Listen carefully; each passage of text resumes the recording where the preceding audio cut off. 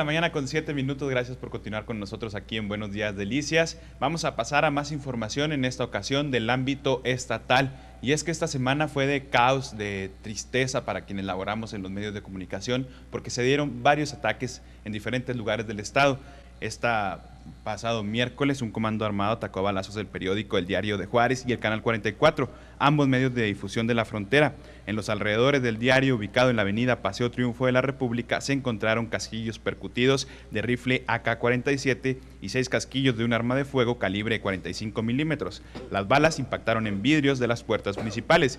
15 minutos después, de atacar al rotativo, en otro lugar, en el Canal 44, ubicado en la avenida Gómez Morín, se registraron 10 impactos de bala, también con las mismas tipos de armas. El pasado domingo, en el municipio fronterizo de Ojinaga, fue asesinado el periodista Jaime Guadalupe González Domínguez, titular de Ojinaga Noticias. Fue baleado para robarle su cámara, aunque la versión no fue confirmada por las autoridades estatales. Cabe recalcar, en los ataques a balazos, que el diario fue galardonado en 2011 con un premio por parte de la Universidad de Columbia por la excelencia de su trabajo periodístico y la resistencia ante el clima de inseguridad en Ciudad Juárez. La dirección del diario sufrió en 2008 el primer ataque al asesinar a 2 de sus reporteros y otro en 2010 cuando publica un polémico editorial en el que reconoce como autoridad local a los 2 cárteles de la droga que se enfrentaban por el control de la urbe fronteriza y les preguntaba a los delincuentes, a los maleantes, qué debían de hacer para dejar de recibir ataques como medio de comunicación. Pregunta en esta editorial que nunca fue respondida y también que se mantiene esta ola de violencia, por más que dicen las autoridades que se ha acabado, pues no, aquí están los ataques directos a medios de comunicación, que fue por algo en especial seguramente. Y de manera simultánea, en los avances, el gobernador del estado, César Duarte Jaques, decía que se iba a dar cadena perpetua, ya que el gobernador todo quiere solucionar con cadena perpetua, para los posibles personas que dispararon contra los inmuebles. Horas después, el mismo jueves, se localiza la camioneta que fue el móvil de los crímenes, de los ataques a los medios de comunicación, pero hasta ayer no se ha dado información de quiénes fueron los responsables. Y ante tal situación, el Senado condena agresiones a periodistas. Ante el clima de violencia y acoso en el que los periodistas desarrollan su labor, el Senado de la República condenó y exigió enérgicamente el esclarecimiento de los atentados de los que ha sido víctima el gremio de los comunicadores, como el reciente ataque a las instalaciones del Siglo de Torreón, después del secuestro de 5 de sus colaboradores, el asesinato del director de Ojinaga Noticias, Jaime Guadalupe González Domínguez, y el atentado contra las instalaciones del Diario de Juárez y del Canal 44 de Ciudad Juárez. En un documento se exhortó al titular de la Procuraduría General de la República a tomar las medidas necesarias para poner fin a la impunidad en los ataques a periodistas e instalaciones de medios de comunicación, así como a garantizar la implementación de la ley para la protección de personas defensoras de derechos humanos y periodistas. La agresión a los medios es como señal de amedrantamiento y de intimidación a la libertad de expresión, y el Senado, por tal motivo, exigió a las autoridades que respondan con claridad y de manera contundente ante los lamentables hechos ocurridos. Este tipo de atentados son consecuencia también de la impunidad imperante en homicidios como los de Armando Rodríguez Carrión y Luis Carlos Santiago Orozco, ambos de Chihuahua, así como de otros periodistas del estado y lamentablemente del país entero. Y a partir del próximo ciclo escolar 2013-2014 está prohibido en el estado de Chihuahua el cobro o aceptación de las cuotas de las sociedades de padres de familia en los planteles públicos de educación básica. Se tuvo una reunión con la Secretaría de Hacienda para que se brindaran más recursos a este sector. Chihuahua es la entidad que mayor inversión hace para subsidiar la educación. En el 2011 se invirtieron más de 8,000 millones de pesos y el año pasado también la cifra se elevó a más de 9,000 millones.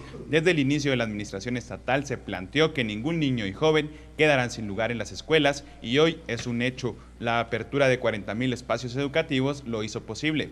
En el mismo tema, Gobierno del Estado ha otorgado más de 1 millón de pesos en útiles escolares, brinda anteojos gratis a todos los niños de educación media que lo necesiten y se han apoyado con 60,000 becas y se han invertido en rehabilitación de espacios 1,000 millones de pesos, esto en el 2012 y seguramente esto continuará durante la gestión del gobernador César Duarte Jaques. Pasando ya a las notas nacionales, Andrés, continúan fumarolas del volcán Popocatépetl. La exhalación se registró desde el jueves de manera ininterrumpida después de más de 8 meses en tranquilidad. La actividad del coloso, de acuerdo a testimonios de pobladores localizados en comunidades aledañas, refirieron que la fumarola pudo observarse poco antes de las 6 horas y desde entonces no ha cesado. Desde el año pasado no observaban tanta inestabilidad en el Popocatépetl. La fumarola del volcán se extendió desde su cráter hasta la zona poniente, centro y norte de la ciudad de Puebla. En algunos puntos hay reportes sobre caída de cenizas a los números de emergencia del municipio. El material continúa con dirección a localidades como San Pablo del Monte en Tlaxcala. Y la Confederación Nacional Campesina consideró fundamental a la mujer rural para el triunfo de la Cruzada Nacional contra el Hambre y el combate a la pobreza. Más de 12 millones de ellas son prioridad del actual gobierno para sacarlas de la marginación, pobreza y desempleo. Previo a la celebración este 8 de marzo del Día Internacional de la Mujer, el senador y presidente de la Comisión Nacional Campesina, Gerardo Sánchez García, expresó su reconocimiento y homenaje a las millones de mujeres que día a día luchan por llevar alimentos a sus casas, cohesionar el tejido social, perseverar el sentido de pertenencia de comunidades y ser factor de unidad familiar, entre otros, es la prioridad para que las mujeres salgan adelante. El dirigente reconoció el trabajo de la mujer rural y en las tareas productivas de la agricultura, sobre todo por el hecho de que los insumos del campo se han elevado en más de un 50% en los últimos meses y que al mismo tiempo, en algunos lugares del país, el kilo de tortilla se vende ya hasta en 16 y 20 pesos, lo que refleja una carestía sin freno que se repite con la carne, derivados de la leche y en diferentes granos. Y resuelve Suprema Corte de Justicia de la Nación contra expresiones homofóbicas. Por primera vez, la Suprema Corte de Justicia de la Nación determinó que expresiones homofóbicas son ofensivas, no están protegidas por la Constitución y violan los derechos fundamentales. Al resolver el amparo, se partió de la fuerte influencia del lenguaje en la percepción que las personas tienen de la realidad, provocando prejuicios que se arraigan en la sociedad mediante expresiones que predisponen la marginación de ciertos individuos o grupos. Así, a juicio de la Corte, el lenguaje que se utiliza para ofender o descalificar a ciertos grupos adquiere la calificativa de discriminatorio, que no pasa por alto que ciertas expresiones que en abstracto pudiesen conformar un discurso homófobo, válidamente pueden ser empleadas en estudios de índole científica o en obras de naturaleza artística, sin que por tal motivo impliquen la actualización de discursos de odio. Interesante. Después de quedar formalmente presa, abogados del Baester Gordillo buscan la estrategia de defensa. El juez sexto de distritos en proceso penales federales, Alejandro Caballero Bertiz, dictó auto de formal prisión contra Gordillo por los delitos de delincuencia organizada y operación con recursos de procedencia ilícita.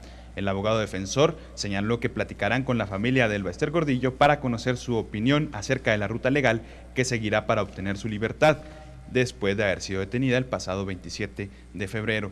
El juez de la causa decretó esto después de considerarla responsable por los delitos cometidos. La defensa analizará si presenta un amparo ante un juzgado federal contra ella y en el caso de su apelación, el recurso tendrá que presentarse ante el mismo juzgado para que esto lo remitiera a un tribunal de alzada, para lo cual la defensa cuenta con un plazo de 72 horas a partir de la notificación del auto de formal prisión para ver qué hacer con la maestra Elba Ester Gordillo, que se había dicho, Pati, que al tener 3 enfermedades fuertes como lo es la hepatitis C, ser donante de riñón, que nomás tiene uno, y otras enfermedades, que era difícil que se mantuviera ahí en el centro de readaptación donde fue recluida, y se estaba viendo en algunas partes que fuera también bajo la prisión domiciliaria.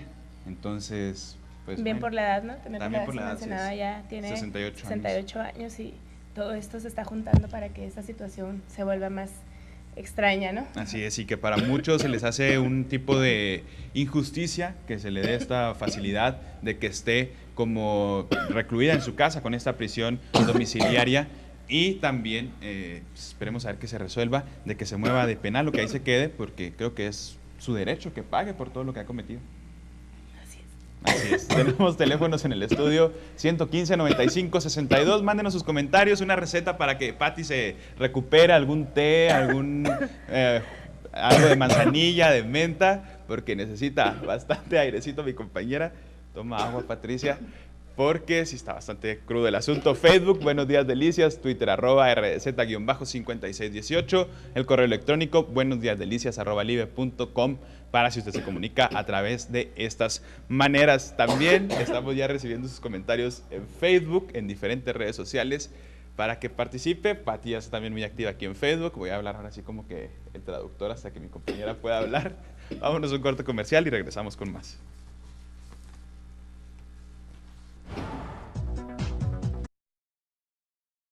Le tendremos todos los detalles de la muerte de Hugo Chávez y lo que se ha hecho al respecto. 7 días de luto nacional se decretaron en Venezuela tras esto.